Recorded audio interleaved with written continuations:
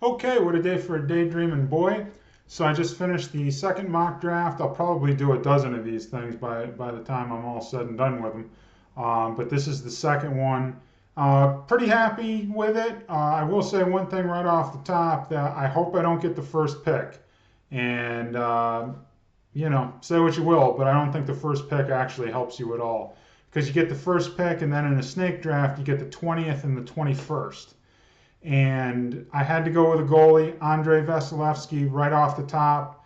I was kind of hoping to get, Connor McDavid or somebody like that. You read all the information on ESPN and all the other fantasy websites. You got to go with Connor McDavid. He's the best player in the NHL. If you don't go with him, maybe Draisaitl, Austin Matthews, players like that. But if you have the first pick and your second pick is the 20th pick, Vasilevsky and Shesterkin aren't going to be there. And those are probably not the only two goalies that aren't going to be there. And with only two goalie slots and very, very little depth, if you don't get one of the top three or four goalies,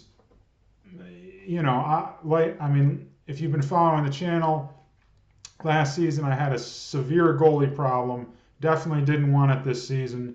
So I just had to take it. I had to take for the first pick, I chose Vasilevsky. And, as I went through the draft, again, this is the second one. I realized it in the first one, but even more so in the second one. You can get a lot of forwards with, some big time potential. And there's a lot of depth at that forward position as you go on and, picks 100, 150. You can get some really good players, and there's no chance you're going to get a really good goalie at that level. You're just not gonna. They're all going to be gone. So are the defensemen.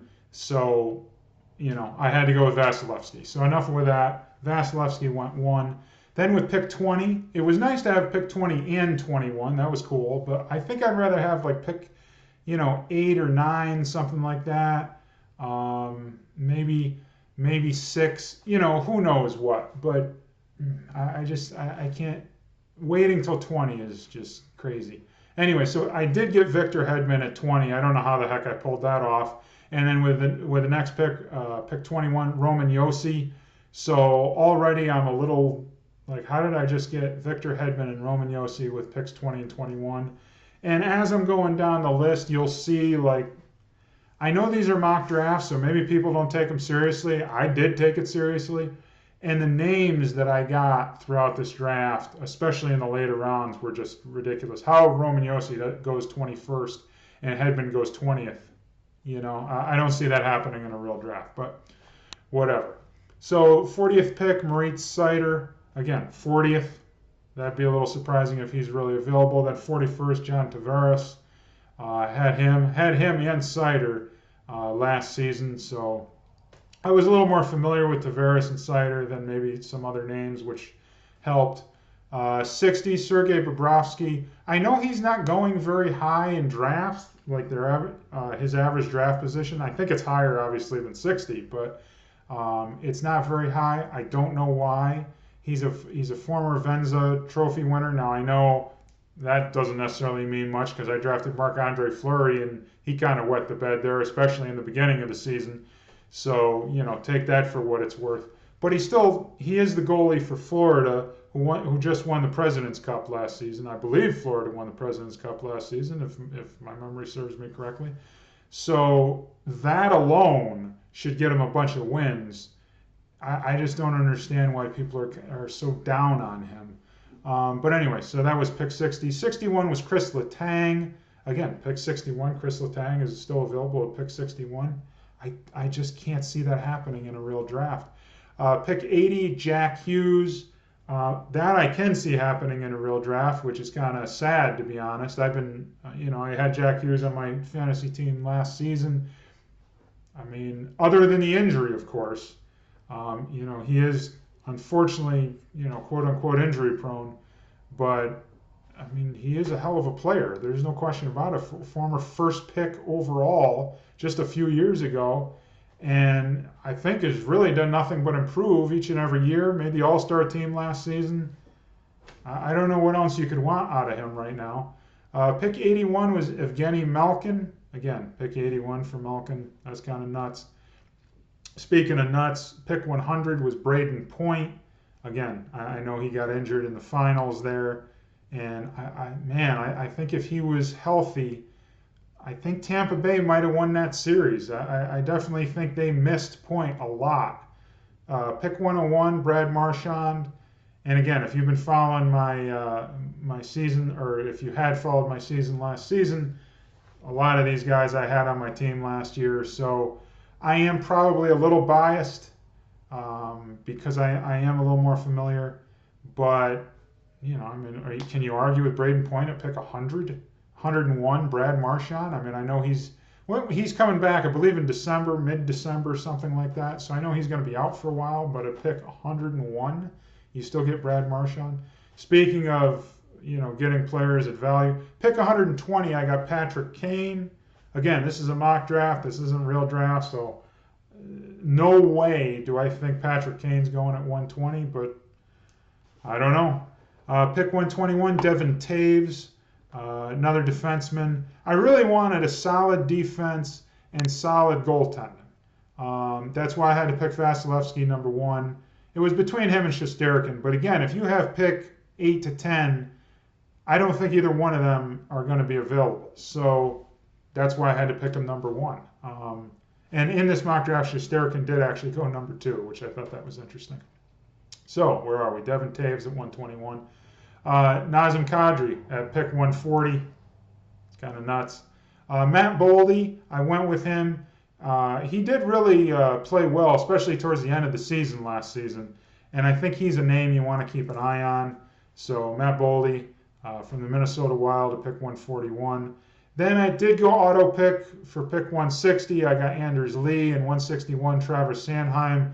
I lost connection for a few minutes, unfortunately. So, if those were my picks, I would say no to both. But it is what it is. And then I did get my internet connection back, so I got pick 180, Mikael Granlund. Again, pick 180. I think that's pretty tremendous value. Ville Husso. Again, St. Louis goaltender last season. He was really competing with Bennington for that first spot. He had a stretch run there where he was playing really, really well. He's now with Detroit. I think he's going to really continue to make a name for himself in Detroit. Obviously, the only problem is how many wins can he get in Detroit. I do think they're an up-and-coming team, but again, are they ready to challenge for a playoff spot? That remains to be seen. It's going to be tough to get in the playoffs. And if they're in that lower echelon, he's going to struggle to get wins. But again, I do think he's a solid goaltender. So to get him at pick 181, I thought was pretty decent. Braden McNabb at pick 200. Everybody knows I love blocks. He's gonna block about 1,000 shots this season, so that's awesome. And the last 2 picks blew my mind. So 201, Valeri Nichushkin at pick 201. I mean, did you see him play in the Stanley Cup Finals? Just signed a long-term extension with Colorado, which is one of the reasons Kadri left. Nichushkin, pronounce that name 5 times fast. But anyways, Nichushkin is the real deal, man. And the way he played in the playoffs last season, it's got to give you all the confidence in the world that he should, without injuries, he should do really, really well this year. So I have high hopes for him. And again, pick 201, really. And then Troy Terry from Anaheim. Had him on my team last year. That was the last pick 220. Are you kidding me? Troy Terry at 220? I mean, so I got a lot of these guys at value. But Troy Terry's a solid pick, I felt like. Let me know in the comments what you guys think about Troy Terry, Nichushkin, picking Vasilevsky number 1. But again, I wouldn't have necessarily picked him number 1 if I had maybe the 4th, the 5th, or the 6th pick, I probably would have picked McDavid. But I started thinking to myself, well, hey, I got to get one of them. I want Shesterkin or Vasilevsky. So if I don't take him number 1, I'm screwed. So, but again, let me know what you guys think in the comments. Appreciate you following along. Again, this is the second mock draft. Probably going to do at least a dozen. Plus, it's a lot of fun just going through preseason kind of thing and getting ready for the season. It can't come soon enough. So again, thanks again for watching, and we'll see you next time.